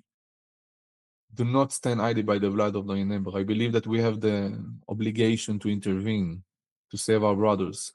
Mhm. So I had a fight in my mind, either to escape or either to go for it. Mhm. Eventually, my belief was that this is the right thing to do, and I did it. So I screamed at him. He turned around, and it was like they froze the situation. Mhm. And then I didn't know what to do. I was hesitant about which technique. It's complicated. You have a lot of techniques. Mhm. So I was, my brain was on to 100%, working. And then my heart is pumping out of my chest, and then more adrenaline, more adrenaline, more adrenaline, Mm. until I make a decision, and I jump on him with a push kick. Mm. And then he flies back and flies to the store. He fled to the store, Mhm. and when he fled to a store on the street, there was stores. When he fled, I understood that I'm gonna win. Mhm. I understood that he became a victim from the aggressor. He became the defender. Mhm. The attacker became the victim. This is also a key point to take. Sometimes in combat and also not in combat against your personal challenges in life, Mm-hmm. you need to tell your opponent, I'm crazier than you. Mm. I'm crazier than you. When I jumped on him, I looked like a psychopath. Mm. And this is another key point. You need to be, I call it a controlled psychopath. Psychopath under control means you need to want to take the characteristics of psychopaths, like no feelings, Mm. no empathy and no feelings, and to implement them in combat, but under control means that not really out of control, not really a Mm. psychopath. Mm-hmm. But you cannot be normal when you fight on your life. You cannot be really normal when someone is about to stab you. You cannot really fight him normally. Mm-hmm. He fled to the store and he tried to stab the cashier. He cut her shirt, so she was safe. Instinctively, she lunged back. And then I began to, there was like big stand of products. It was like a cosmetic store Okay. and a big stand of products. And I began using it as a shield and also as a weapon. Mm-hmm. I cornered the terrorist to the corner, and I just crushed him until I crushed his face and until it was like slowing down. But still, he wasn't giving up. He's a Wow. jihadist. A jihadist is about he Yeah. wants to die. He wanted to die. Yeah. Oh, I wanted to give him his last wish, right? And I somehow neutralized his. So first I neutralized the knife from his hand, Mm-hmm. and it was really creamy, a lot of creams over there. And so I tried to take the knife, and I couldn't Oh, because it's very slippery. oh, sure. And combat is very different than training in the laboratory on the mattress, right? Mm-hmm. Uh, I remember also when I decided that I'm not gonna be able to take the knife, I just pushed it because Mm. I know if the knife is out of the game, he's done. I'm better than I'm gonna take him. Mm-hmm. So I did that. By the way, a funny moment happened in the hospital when the nurse asked me, "You're Kfir? You neutralized the terrorist in the terror attack?" And I told her, "Yeah." And she told me, "How come you smell so good?" Because I was all creamy. I was all over my body. I had creams. Oh, sure. And that's another key point, Gal, that I want to give your audience. Huh? If you're under a terror attack, at least get out of it with style. Exactly. Don't get out, don't get out bleedy, dirty, not aesthetic. You need to be stylish. Get out of with creams, with pedicure. Nice. No. So how long? By the way, how long until the police showed up after neutralizing him in the corner? All right. So I neutralized the knife. I took his throat with a front choke to the Mm-hmm. throat. I think I broke I made something break there. Mm-hmm. Then I turn around from the rear naked choke, called also mataleo. Mm-hmm. It's called mataleo because in Spanish, matar is to kill, Mm-hmm. matar. Mm-hmm.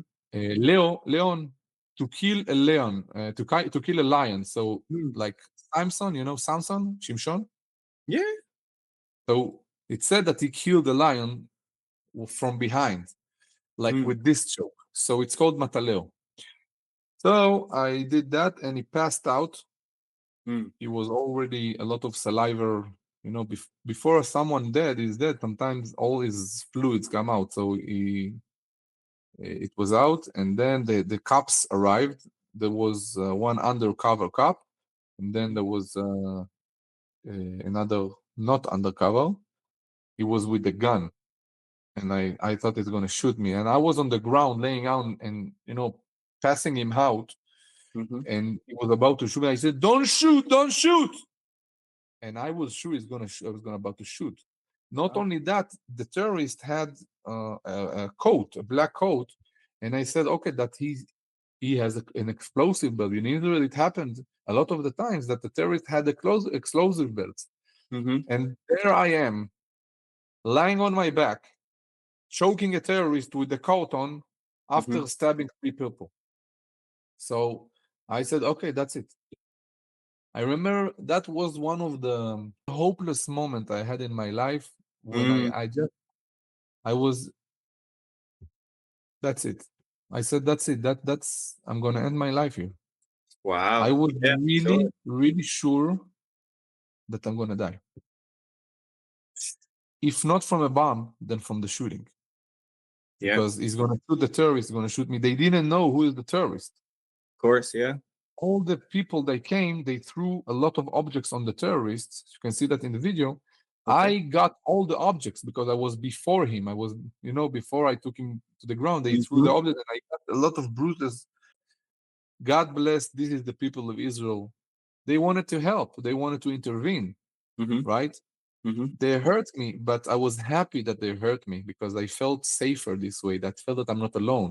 Mm-hmm. So I did what I did, and I was so hopeless. I actually counted the seconds, like I was choking him, and then I was like, and I waited for boom. That's what I waited Mm. for. Wow. This is a very, very hard moment for me. It was a very hard moment for me because the moment after, you have Mm-hmm. to act as if nothing happened, right? You need to stand up, get off the, and Yeah. no one understands that you actually was. Uh, Imagine a person, that is on execution. Mm-hmm. One moment before execution. That's it. That's what I felt. Mm. Say maybe it's not. Maybe you exaggerate, but yeah, because under these scenarios, Mm-hmm. brain, this is how your brain works. Is exaggerating is, and but I passed him out. Mm-hmm. He passed out, and he has he tried when before he passed out, before I finished the situation with him, Mm-hmm.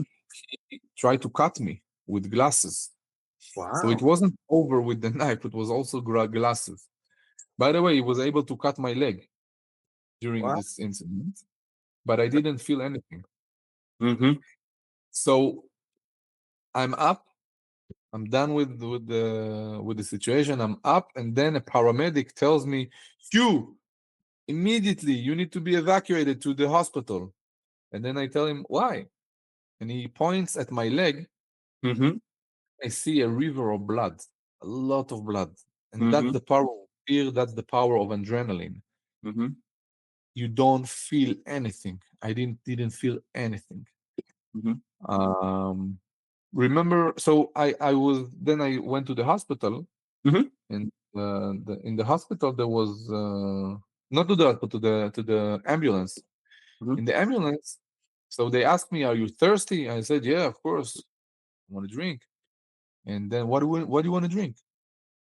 We're gonna buy you. Mm-hmm. Then I was about to say, "Give me water," but then I said, "Yeah, wait." And I told myself, "Fear, what do you do usually in the end of competitions, victories? Coke." So I told them, "Give me Coke." And there's a picture of me sitting in the ambulance, bleeding. No way. Yeah, Okay, I'm gonna try drinking to Coke. find a way to bring it into this chapter. Yeah, I Okay. can send it to you. Okay. And I know I mentioned this um, also as a psychological anchor. When you are out of a stressful situation, the moment you're out, you want to get back to an anchor. It could be a song, a person, a place, a smell, a sense, drink, food, Coke. Find what is your Coke, Mm-hmm. because it's very easy to be traumatized from this kind of incident. So what you want to do is immediately find an anchor. Mm-hmm. So I That's a, found my anchor. that's a good one. So we spoke about these two scenarios so far: the midnight situation with the girl freezing, and then the neutralizing the terrorist in the middle of the day in the bus station, and then before teaching seminar, after teaching seminar, did something change in the way you train people or the way you give talks after these two scenarios?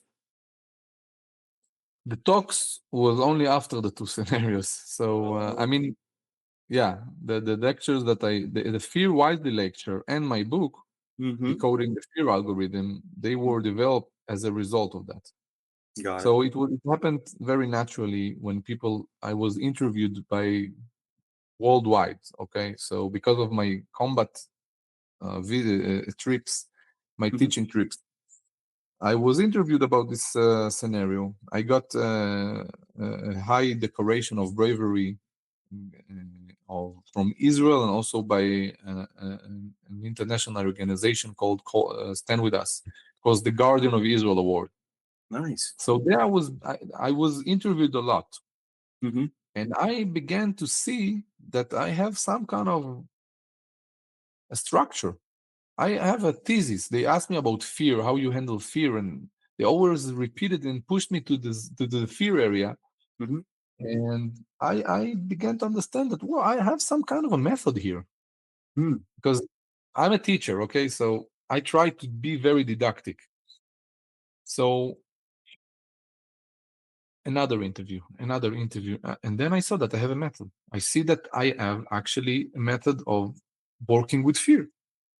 The things that I did intuitively, Mm-hmm. I made them professionally, and today it's a full thesis.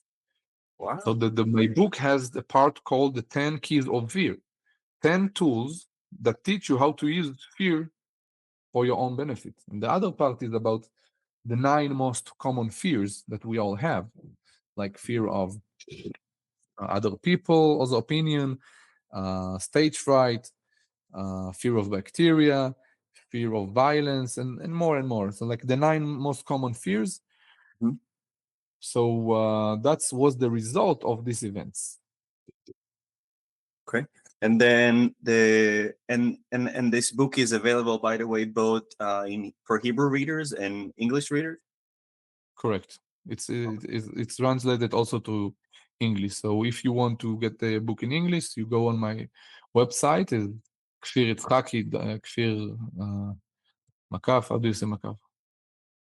Just dash. Dash. I'm gonna Dash. have all the links at the bottom of Yeah, the. you're gonna see it. And also, if you want to see it in Hebrew, then just go on my Hebrew website. Hmm. Very cool. And then the second book is already published, or you're currently working on it. No, it's on the work. Yeah, I believe in like 2 months. It's called How to Raise a Brave Child. Mm. Uh, that's a big jump because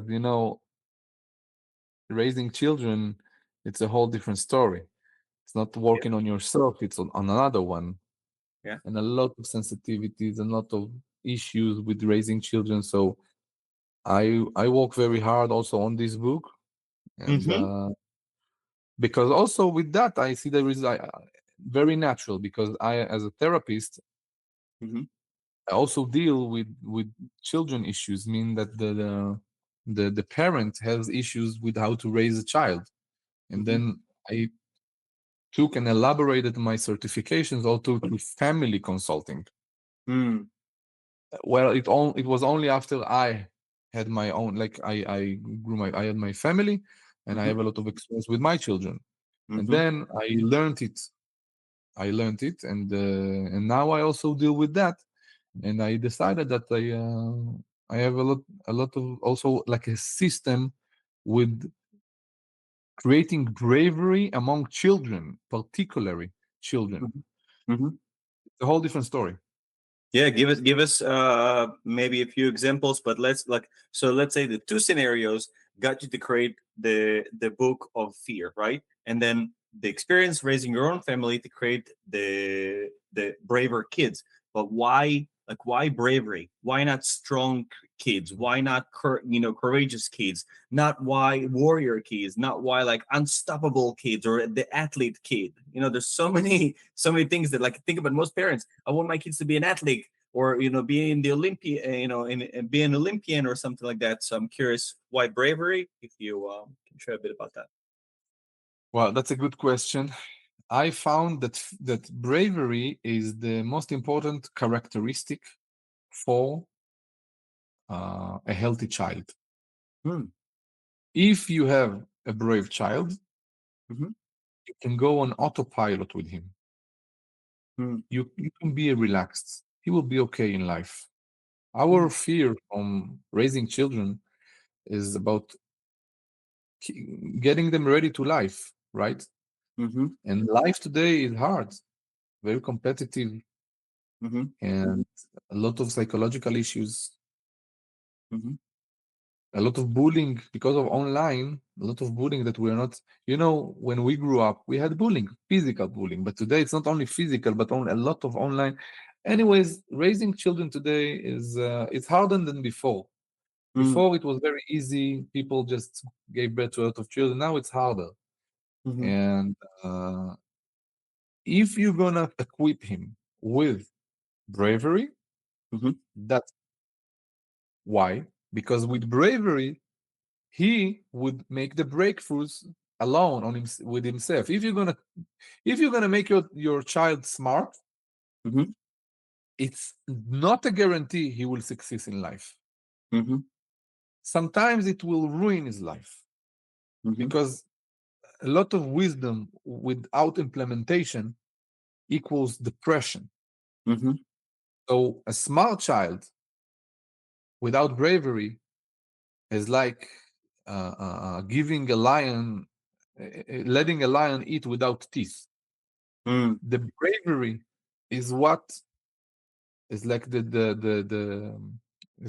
the secret to success in every territory in life. He can make breakthroughs. He can get out of his comfort zone.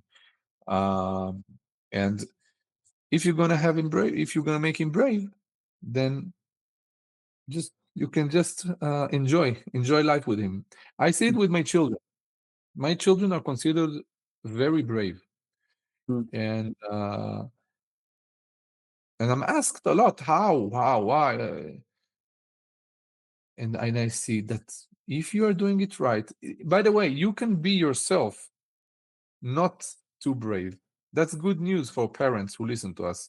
If Hmm. you are an anxious person, Mhm. you can still raise healthy children. If you're Hmm. gonna control yourself, you can still raise him.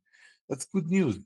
Of course, it's better that you're not going to be anxious, but the psyche of the child is so fresh and healthy that Mhm. if you learn the mechanism, then it will be okay.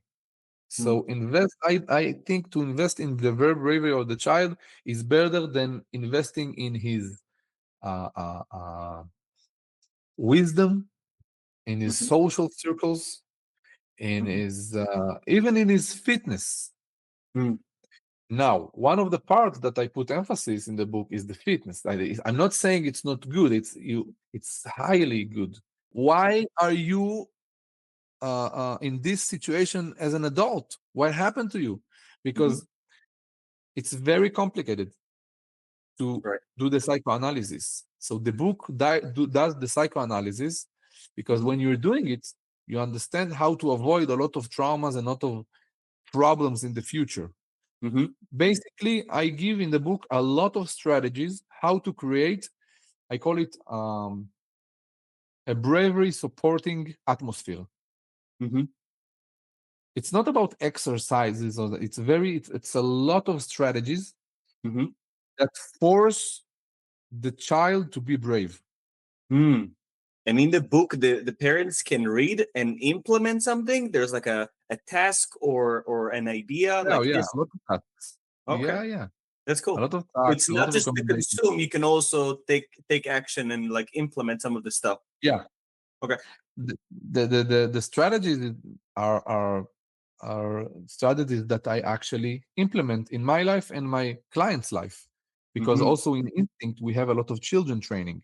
So in Mm, the children classes, we see what works, what not. Not only in Kav Maga, also in as in the lecture that we give them and stuff. And what I'm saying that these strategies are so strong that I believe that you can force a child to be brave. You mm, can force without not aggressively. I mean, he doesn't understand that he's becoming brave. mm. Okay. For Okay. example, one of my children is selling. He has a small business. He's selling eggs. I Nice. have like chicken scoop in my Okay. garden, Yeah. and he's getting the eggs, and he's walking around all the village where we live, Uh-huh. and he's selling eggs. And he decided that he does that, and Okay. it looks like his decision, right? I Right. didn't force him. But when you're gonna, if you were to live with me, Yeah. then you would see exactly what I did to Mm, force him to do it, to want to do it. mm. So it's not like, look, you have to go and sell eggs. It's weird. I'm not gonna do it to my child. Right. But the whole atmosphere that I'm creating with a lot of strategies and techniques make him very brave. Also, with him training martial arts, also Mm, with him the way he approaches studies, and my girl, so not only boys. The book belongs to boys and girls as well. mm, So I believe that we as parents we have a strong power and privilege to force them to be brave, mhm, even if you are anxious. mm, Even if you are anxious, so you want to break the cycle, and you can be the first one. mm. It is possible. Okay. That's really cool. So, when it comes to the book about fear, it's mainly lectures about fear, or there's also workshops about fear that you take people and they participate, they learn some stuff also, or it's just learning it from the stories of the book. Decoding the fear algorithm, as I said, is it's combined of two parts. The first part is the 10 keys of fear, which is the theoretical part. Well, it's not really theoretical because a lot of stories are in there, like from my clients, my stories. Mm-hmm. Uh, stories. We talked about two stories today, but I had a lot of fear, a lot of cases that I elaborate there. And the other part is, as I said, the 9 most common fears.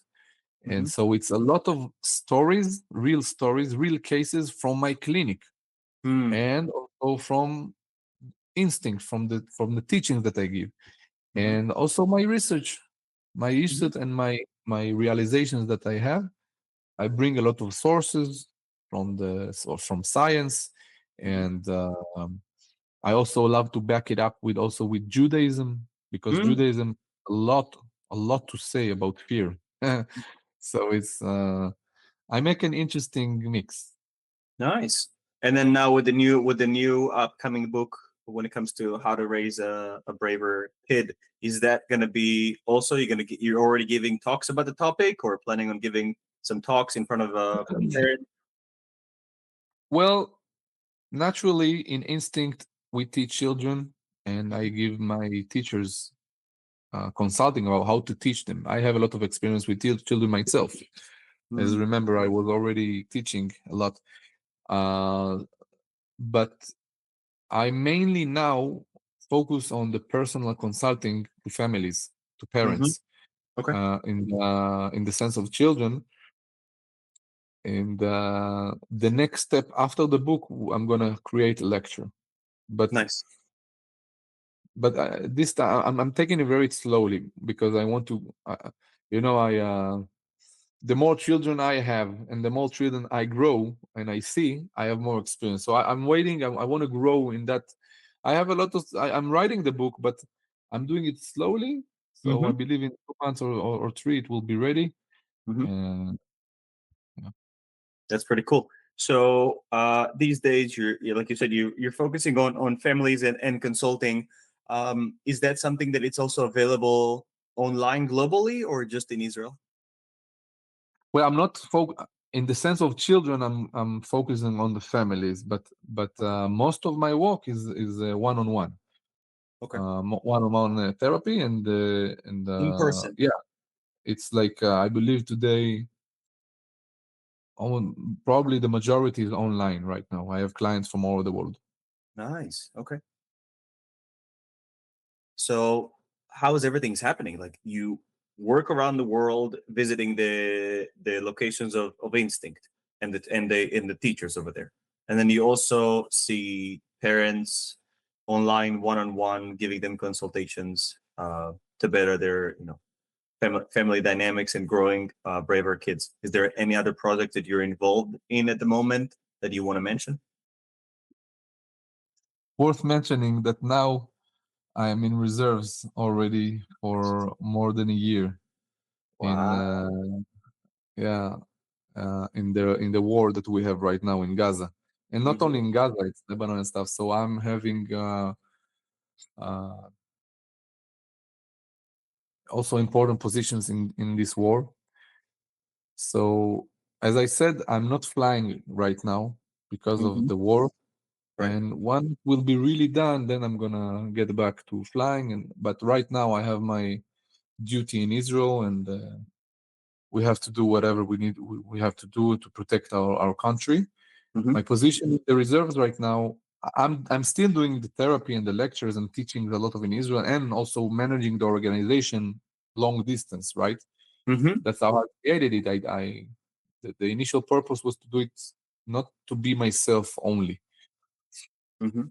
as a teacher, boots on the Hmm. ground. So right now I'm devoting a lot of time to the military, and my position is also I'm teaching the combat. I'm teaching combat in Dudevan in my unit. Hmm. Also, right now we are in the founding. I'm in the founding team of another elite unit of a new one in the IDF called Mm. Sayeret Shmonaim, Okay. the first Orthodox elite unit, like complete Orthodox. Wow. And because I myself I'm religious, so I was picked. I was selected to lead their combat instruction over there, Hmm. and we're doing big things over there. Very interesting, Hmm. skilled people. Um, and I have another position that from time to time I'm doing also operational myself, Mm. like I'm operating myself. But the majority is teaching. I'm Okay. teaching and managing the sector of teaching in important parts of the IDF. Very cool. Wow, that's probably taking so much of your time. Uh, Tell us a little bit about mix it up with some things that you do for yourself to be fit, to keep in shape outside of actually being with the guys and training and practicing, which is also like another like you're almost still in some sort of like a military physical fitness environment some of the time, blended with something fun. What else is happening? Are you running, trying to catch the chickens in the garden, or there's like other fun activities that are happening aside of fitness? Uh, Look, playing with my children takes a lot of energy Okay. because when I play with them, I play with them. Like um, one of my children, he has a kick, a low kick that could break you. Like it's a very strong low kick. So I'm actually when I train, actually I feel it's intense for me already, but Okay. that's for fun. Actually, as part of the teaching, I always get involved. I teach, I demonstrate a lot, and Hmm. I outside of the teaching, I'm also very active myself. In the Mm. beginning of the war, I stopped I stopped my training completely because everybody we were in shock here, and it was Hmm. crazy, crazy days, and we had to cope to the new situation. And after it was somehow relaxed, I Hmm. understood that I have to get back to training Hmm. because that's what made me capable of helping others. Hmm. If I wouldn't have gotten back to training, I was still in shock. People in Israel, they were in shock for a half a year Hmm. from the October 7th events. Hmm. Um, they didn't sleep well. They didn't eat well. They were grieving. Many of us lost people. I lost people. We were in shock. Mm-hmm. It was horrible, and we had to fight also. And so training was, was outside of the equation. Mm-hmm. I was my breakthrough, my, let's say, my turning point was when I was invited to give an interview in the television. It was just a couple of days after the massacre, after October 7th, and I was myself with my family. We didn't want to we want to help ourselves, to take care of ourselves. And then I was invited to the television, then another review, and then another review. And I understood that, okay, Kfir, you have no privilege to treat yourself now. Mm. You were certified and trained for this moment. You have to give to other people because many people cannot handle it. It's Mm-hmm. very hard. They were psychologically collapsing Mm-hmm. from the horrors, and physically. I think in the few first days, we almost didn't eat. Mm. When you're grieving, we were Yeah. grieving. I found about a couple of friends of mine who died. I was grieving, but then I was invited, and I said, "Okay, I have to get out of because there's a need for that." And then I went out, and then I said, "I cannot handle it. Mm. I'm invited to give interview, but I don't eat. I'm not." And then what have helped me was getting back to training. Mm. When I gotten back to training, something happened. I changed my whole functionality changed. Mm-hmm. This is also a stronger recommendation to people. Mm-hmm. Do not neglect your training in hard times. In hard Mm-hmm. times, put the weight on the training. This what would take you out of it. This will be maybe your savior. Mm-hmm. Because when you're active, your brain says, "Oh, cool, we're training. When we're in the movement, we're on the move. If you're on the move, probably then everything is okay." Mm-hmm. So that really helped me, and I train till today. When today I train because my schedule is packed. Mm-hmm. I have It's very hard to find time to train, so I improvise a lot. I for example, if I go to an event, Mm-hmm. then you can find me outside of the car in the parking lot doing Mm-hmm. push-ups and injections Mm-hmm. and squats and putting my legs on the top of my on the on on on the seat of my car, and to get some weight and Yep. doing the push-ups. I have a mattress in my car Mm. for the for belly training. I Mm-hmm. have also weights in my car. Mm-hmm. So my tip is, don't have excuses. If you have excuses, then kill your excuses by providing solutions. You Yeah. don't have time, you have time. You don't have the equipment, put it in your car. Mm-hmm. Drive with it. You don't need to go to the gym, you don't need to go to anywhere. Yeah, that's amazing. It's amazing. I don't know too many people. I myself have kettlebell, a jump rope, and a mattress all time in my car, so I can totally relate. You can always take it out, do some kettlebell swings, do something, some jumps, and yes, some core as well, so you don't have to get dirty or anything like that if you're, before a talk or a presentation or something like that. So it's a great advice.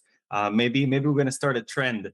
This is why I'm bringing different people, different experiences, different perspectives. You've had experiences in your life, you learned something, now you share it with others, and the goal is to make them better, make them more equipped, for themselves, if it's fear, for the next generation, if it's bravery, for their kids. So it's really cool, and yeah, hopefully more people will take action.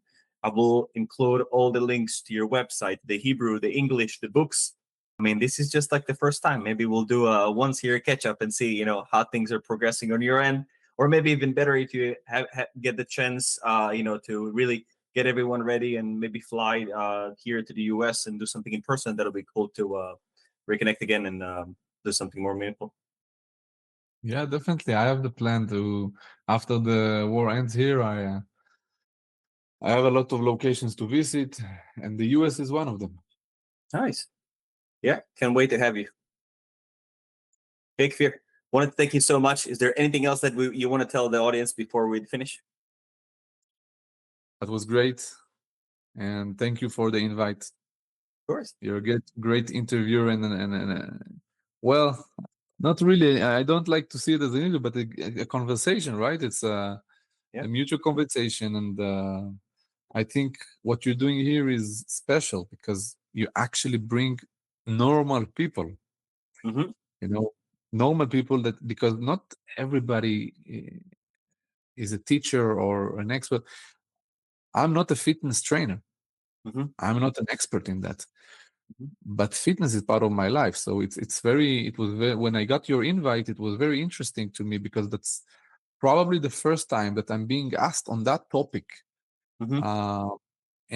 And I told you, look, I'm not an expert. Why are you inviting me? And you told me, exactly because you're not an expert, because my audience is not an expert. They want to hear normal, regular people Mm-hmm. that how you train, because not all of us are pumping protein to our veins and doing professional workouts. Right. We are just regular people. Let's see how you handle your stressful life, how you incorporate training. And so I really enjoyed it, and to talk about it, and it actually made me endorse more habits of understanding fitness better, even though I'm not a trainer myself, to understand how important it is to train, because all of your questions led me to answers. So it's how I understood how fitness, for example, with the October 7th events, I understood how fitness one was one of the solutions. Mm-hmm. So thank you for the invite, and I'm sure your audience will enjoy a lot of future episodes. Yeah, that'll be great. Thank you, Kfir, and I'll see you in the next one. Have a good day. Bye bye.